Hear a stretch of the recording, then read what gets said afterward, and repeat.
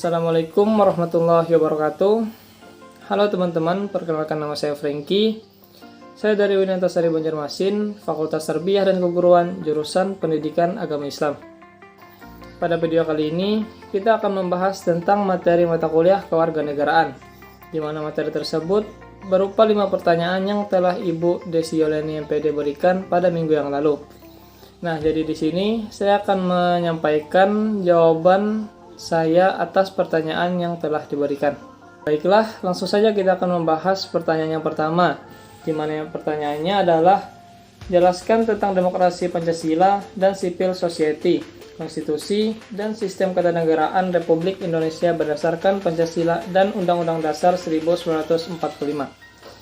Baiklah, sebelum kita menjawab pertanyaan tersebut, dapat kita ketahui bahwa pertanyaan tadi meminta penjelasan tentang apa itu demokrasi Pancasila, apa itu civil society, dan bagaimanakah sistem ketatanegaraan Republik Indonesia berdasarkan Undang-Undang Dasar 1945. Baiklah, langsung saja kita akan menjawab pertanyaan yang pertama. Yang pertama tadi yaitu tentang demokrasi Pancasila. Nah, jadi apakah teman-teman sudah mengetahui apa itu demokrasi Pancasila? Demokrasi Pancasila adalah demokrasi yang berdasarkan sila keempat Pancasila, di mana sila keempat tersebut berbunyi kerakyatan yang dipimpin oleh hikmat kebijaksanaan dalam permusyawaratan perwakilan. Adapun definisi demokrasi Pancasila menurut beberapa ahli, salah satunya yaitu menurut Notonegoro, di mana Pancasila menurut Notonegoro adalah kerakyatan yang dipimpin oleh hikmat kebijaksanaan dalam permusyawaratan perwakilan, yang berketuhanan yang Maha Esa, berperi kemanusiaan yang adil dan beradab, mempersatukan Indonesia, dan berkeadilan sosial bagi seluruh rakyat Indonesia.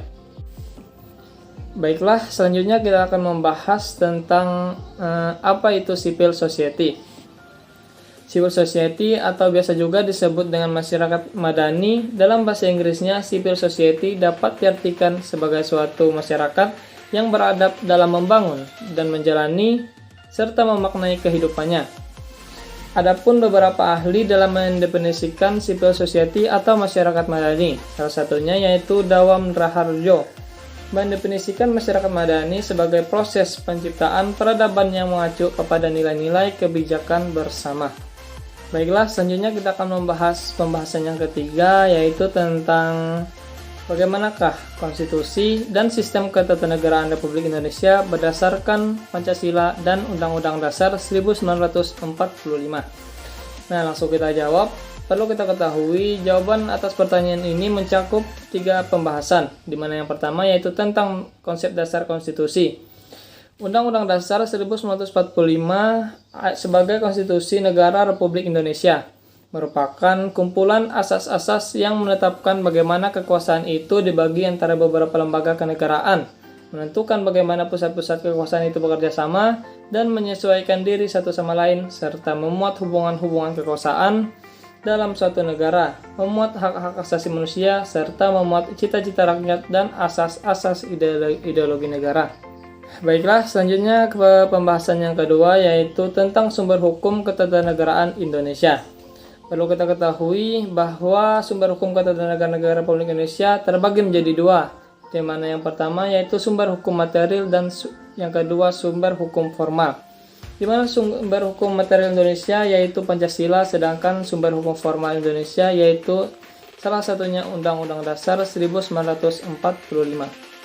Selanjutnya pada pembahasan yang ketiga yaitu tentang kedudukan Pancasila dalam sistem ketatanegaraan Republik Indonesia.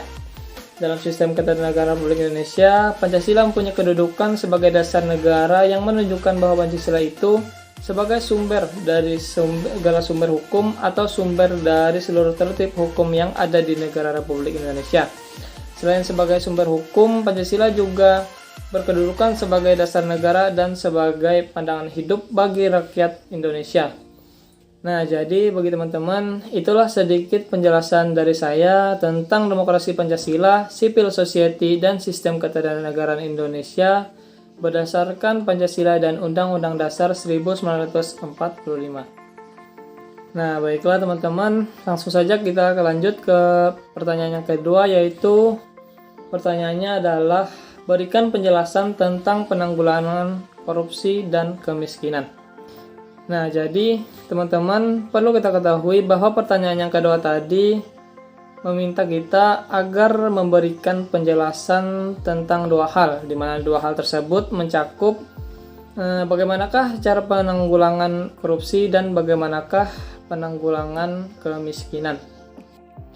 Baiklah, langsung saja kita ke pembahasan yang pertama, yaitu tentang penanggulangan korupsi.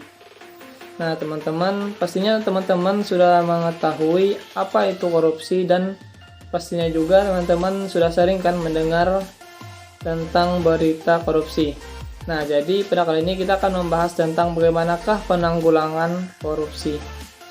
Nah, upaya penanggulangan kejahatan seperti korupsi, hukum pidana, kebijakan penanggulangan kejahatannya, atau yang biasa dikenal dengan istilah politik kriminal atau kriminal polisi oleh G. Peter Hofmeyers dibedakan menjadi 3. Dimana yang pertama ada itu tentang kebijakan penerapan hukum pidana atau criminal law application.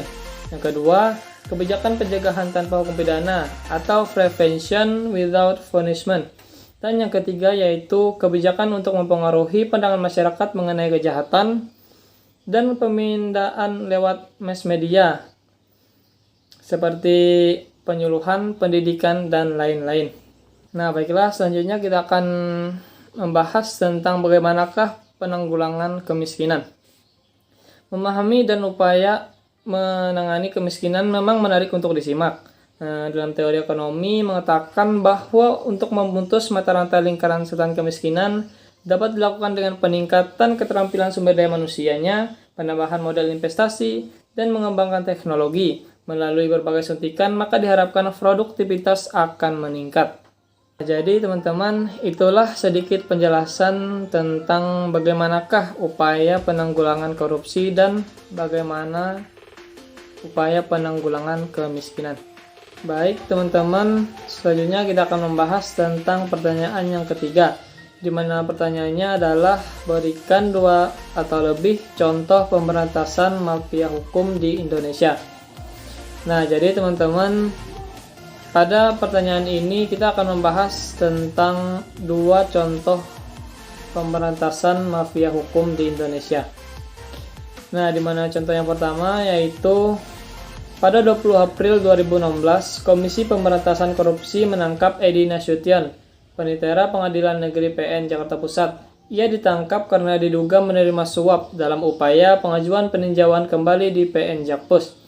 Kasus tersebut kini ikut menyeret nama Nur Hadi, Sekretaris Mahkamah Agung. KPK telah mencekal Nur Hadi agar tidak berpergian ke luar negeri. Bahkan telah menggeledah rumah Nur Hadi dan menyita beberapa barang dari rumahnya. Nur Hadi diduga terlibat dalam perkara tersebut. Nah, jadi teman-teman, selanjutnya kita akan membahas tentang contoh yang kedua, yaitu di mana pada hari Selasa 29 Oktober tahun 2020, Majelis Hakim Pengadilan Tindak Pidana Korupsi menjatuhkan vonis 6 tahun penjara terhadap mantan Sekretaris Mahkamah Agung yaitu Nur Hadi dan menantunya Reski Herbiono. Keduanya juga diberi hukuman berupa denda sejumlah 500 juta rupiah subsidiar 3 bulan kurungan. Hakim pun tidak menjatuhkan uang pengganti untuk Nur Hadi dan Reski Herbiono karena dinilai tidak merugikan keuangan negara. Mengadili menyatakan terdakwa 1 Nur Hadi dan terdakwa 2 Reski Herbiono melakukan tindak pidana korupsi secara bersama-sama dan beberapa kali, ucap hakim saat membacakan putusan pada hari Rabu tanggal 10 bulan Maret 2021. Nah, jadi teman-teman, itulah tadi 2 contoh tentang pemberantasan mafia hukum di Indonesia. Baiklah teman-teman, selanjutnya kita akan membahas tentang pertanyaan yang keempat, yaitu bagaimana solusi mengatasi kemiskinan di Indonesia. Nah, teman-teman, sebelumnya tadi kita sudah membahas tentang bagaimana penanggulangan kemiskinan di Indonesia. Dan sekarang kita akan membahas tentang solusi dalam mengatasi kemiskinan di Indonesia. Dalam mengatasi kemiskinan Indonesia, pemerintah melakukan hal-hal seperti pembangunan sektor pertanian, pembangunan sumber daya manusia, redistribusi pendapatan secara baik, dan pembangunan infrastruktur. Nah, teman-teman, itulah beberapa langkah yang menjadi solusi yang dilakukan pemerintah dalam upaya mengatasi kemiskinan yang ada di Indonesia. Nah, baiklah teman-teman, selanjutnya kita telah sampai pada pembahasan yang terakhir atau pertanyaan yang kelima, di mana pertanyaannya yaitu jelaskan tentang gerakan politik keagamaan di Indonesia, refleksi historis politik Islam di Indonesia. Baiklah, langsung kita jawab. Sebelumnya perlu teman-teman ketahui bahwa jawaban atas pertanyaan ini memiliki 3 bagian, di mana bagian pertama yaitu tentang politik keagamaan pada masa penjajahan. Pada masa penjajahan terbagi menjadi 2, yaitu pada masa penjajahan Belanda dan pada masa penjajahan Jepang. Selanjutnya pada bagian yang kedua yaitu tentang politik keagamaan pada masa kemerdekaan. Pada masa ini terbagi menjadi 3 masa atau 3 bagian, di mana yang pertama pada masa Orde Lama, yang kedua ada pada masa Orde Baru, dan yang ketiga pada masa Reformasi. Selanjutnya kita akan lanjut ke bagian yang ketiga, yaitu tentang kekuasaan, ulama, dan pergumulan elit muslim dalam sejarah Indonesia.